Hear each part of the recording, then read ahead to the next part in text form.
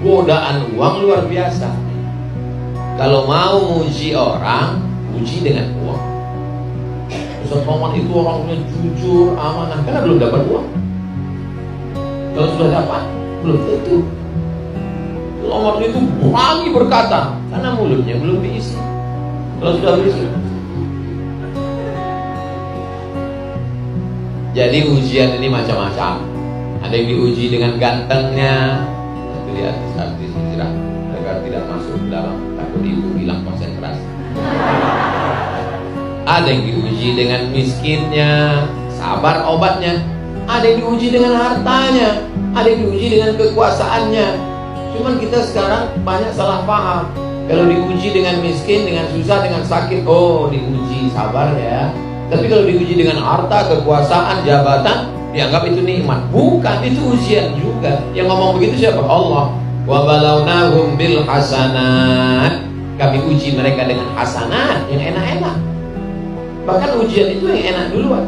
Jabatan, ujian. Harta, ujian. Tahta, ujian. Wanita, ujian. Toyota, ujian.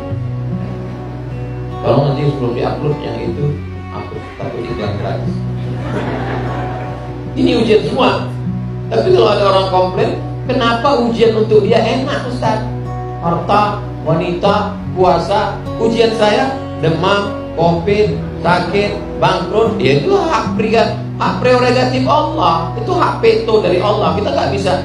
Emangnya Allah mau ngasih ujian itu multiple choice? Kamu mau ujian apa? A, kaya. B, susah. C, covid. Kan enggak. Itu sesuai kehendak Allah. Kita terima aja. Tapi ujian ini jangan sampai kita gagal. Diuji dengan harta, maka aku lulus ya Allah. Kenapa? Bangun masjid. Kenapa? Buat rumah kos-kosan untuk anak tidak mampu. Kenapa? Kirim mahasiswa ke Timur Tengah, ke Yaman, Habib Umar, ke Mesir, Al-Azhar, ke Zaituna, Tunisia. Pulang, bangunkan pondok pesantren tahfiz Quran gratis. Alhamdulillah Ustaz, saya sudah bangun pesantren gratis. Masya Allah. Santrinya berapa orang? 3. Maksudnya 3.000 Pak Ustaz. Tapi yang saya santuni 1 orang. Kita bagi-bagi sesuai dengan kemampuan kita masing-masing. Jadi semangat cari duitnya terus. Karena dalam Islam diajarkan iza qudiyatis shalah, kalau sudah selesai sholat, fantashiru fil ard, bertebaranlah di atas muka bumi, wabtaghu min fadlillah, carilah karunia Allah Subhanahu wa taala.